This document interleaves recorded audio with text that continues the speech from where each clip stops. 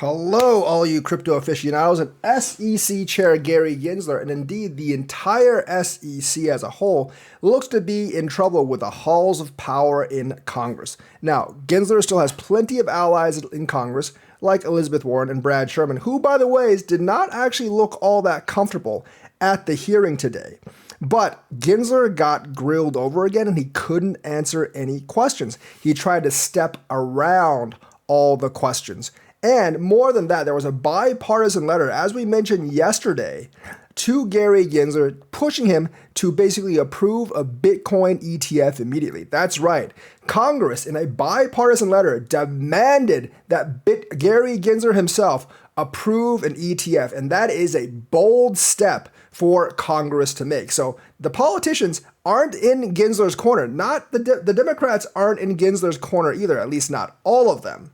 Even though he's got his allies, his alliance is kind of falling apart, and his answers at the hearing were not very good and not very convincing to anyone. Now, the other thing is the Chair McHenry actually threatened to subpoena the documents from the SEC regarding the FTX allegation. Now, a lot of you are hoping the Hinman emails or the Hinman stuff and the supposed corruption with ETHgate is going to bring Gary Gensler down. That won't actually bring Gary Gensler down. That might bring Jay Clayton down and William Hinman down, but it will not bring Gary Gensler down. Why? Because all that stuff happened in 2018 and 2019 under the previous administration, and it didn't actually have anything to do with Gary Gensler. Gensler was still teaching a course at MIT at the time, or Stanford at the time, under the tutelage of Sam Bankman-Fried's dad. But the ETHgate is more likely to put Hinman or Clayton in prison rather than Gary Gensler. It might discredit the SEC, and that would actually be good for crypto, because if they discredit the SEC via ETHgate, then the judges are more likely to rule in favor of whoever the SEC is against. I know judges are not supposed to pay attention to that stuff, and they're supposed to be impartial, but they are human, and if you are human, you will be affected by outside news. So it's still a big plus if ETHgate comes out, but Ethereumgate coming out will not actually affect Gary Gensler all that much, because he wasn't involved in Ethereumgate. Remember, all that stuff happened in 2018, 2019, and Gensler didn't come into the picture until about 2 years later in 2021, after Ripple had already got sued by the outgoing Jay Clayton. Now, he did continue it, so obviously Gensler's no hero, and I'm not really sure why people think Clayton's a hero now, because he made some good comments about crypto. Clayton's definitely not a hero. He's definitely a villain. But the thing is, like, Gary Gensler is not really going to be brought down by Ethereumgate, because he doesn't have much to do with the events of Ethereumgate. Now, they could uncover him trying to cover up for stuff, and that could hurt him, but he's not the main perpetrator of Ethereumgate. However, this FTX document subpoena could definitely hurt Gary Gensler, because he is fully aware and he was fully on board with the FTX stuff. Remember, we talked about how several times he was trying to help Sam Bankman-Fried get around regulations just months before FTX fell apart. I think a lot of members of Congress know that. Now, do I think he was doing it because of like some kind of corruption issue, or he had some kind of backdoor deal with SBF? I don't think so. And you know why? Because if he did, SBF would have spilled the beans by now. SBF is not a person that can keep his mouth shut. We've seen that. He basically spills the beans on everyone, and it looks like his confidants are actually willing to spill all the beans on everyone as well. Same thing with Carolyn Ellison, Gary Wu. They all flipped on him. So I have no doubt that SBF, to save his own skin, would actually flip on Gary Gensler if there was dirt on Gary Gensler. So I don't actually think SBF has anything on Gary Gensler. But that doesn't mean the documents themselves won't have any dirt on Gary Gensler. Gensler could have been much higher up in the food chain, where SBF wasn't actually aware of all the connections that was going on. That could most definitely be possible. And that would definitely shut Gary Gensler and Gary Gensler down for good. Because if he was found in connection with corruption to FTX and he had an active role in it, that I think would get a bipartisan vote to actually remove him as commissioner of the SEC, and would kill basically his aspirations for being Secretary of the Treasury or any other higher office in the future. So realistically, Gary Gensler is much more afraid of the FTX investigation than the Hinman Docs investigation, because he was part of one and not really part of the other, because all that stuff happened before he actually came into office. So the subpoena of the FTX documents could actually be very critical to him if the theory holds true that he was indeed involved in the corruption and scandal of the FTX case, which is honestly very questionable, but I hope we find something juicy. So Gary Gensler is definitely in trouble with Congress on both the FTX stuff and his handling of the ETFs, denying their request for an automatic ETF approval, and of course drawing their ire for regulation by enforcement, which many of both Democrats and Republicans are actually against his method of enforcement. In other news, EuroC, which is the European stablecoin, has actually launched on the Stellar network. This is very, very good news for the Stellar network. You can find it in Circle's blog. So Circle's euro-backed digital currency is now available on the Stellar network, enabling real-time global payments. We know they've done cross-border global payments on Stellar. They are going to use a stablecoin because it does actually make more sense to use a stablecoin than a crypto for global payments.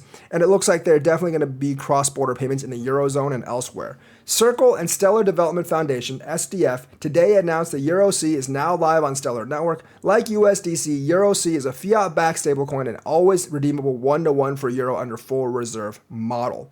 So the problem is that this doesn't actually use XLM itself. It's good for the blockchain. It'll definitely generate some transactions and stuff. I'm not really sure how many.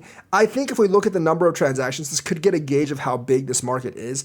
I do think it has to use like a little tiny bit of XLM for gas. I'm not really sure. But outside of that, it doesn't really affect Stellar at all. It's cool that they're using the blockchain, but since you're not using the token, I don't really know if this really affects the price of the chain. Obviously, it hasn't really today all that much because, like the market is down. But even during a bull market, I'm not really sure how much this will affect things, if anything at all. So while this is cool for Stellar, I wouldn't be too excited about it because it does not actually use the XLM token. And it might actually not be enough to really move the price any. The launch of EuroC on Stellar introduces a new digital representation of the second most globally traded currency on the network. Businesses and developers can now leverage a global euro digital currency that comes with speed, affordability, and reliability of the Stellar network. EuroC can be sent, spent, held, and traded around the globe 24/7. So this is for both institutions and also for retail. With low-cost, near-instant transactions, businesses and developers are empowered to provide real-time foreign exchange and remittance services worldwide, including those who may not have access to traditional banking services. The bedrock of Circle's deep alliance with Stellar Development Foundation is our shared commitment to advancing financial inclusion and offering mobile-first, near-instant, and low-cost payment solutions to people worldwide. The integration builds our long-standing relationship with Circle and furthers our mission of creating equitable access to global financial system. Developers, businesses, and individuals will benefit from the access to real-time payments with speed and low cost. EuroC on Stellar, which represents one of the most widely used global currencies, brings yet another way to provide real-world utility to Stellar users in pursuit of our mission to create a more equitable global financial system. So very, very exciting for Stellar. But like I said, I'm not exactly sure how this is actually going to help the price of Stellar. More activity on the blockchain is always good. Maybe it'll get more liquidity and boost up Stellar's ecosystem in the long run. And Binance, in a move that they should have made about a year and a half ago, has actually left Russia. They sold off their Russian assets to a company called Comex, and now they are out of Russia. If they had done this a year and a half ago, I don't think they would have incurred the wrath of multiple regulators. I also don't think it's a complete coincidence that pretty much the exact time they got out of Russia is the exact time they re-entered into Belgium. Because, the European Union is very, very much anti-Russia right now. So like them actually refusing to get out of Russia, refusing to basically pull their services from Russian people was probably one of the sticklers for the European Union. And I do expect regulations and regulators to lax up on them now since they're out of Russia and no longer serving Russia for Binance to actually come into several of these jurisdictions.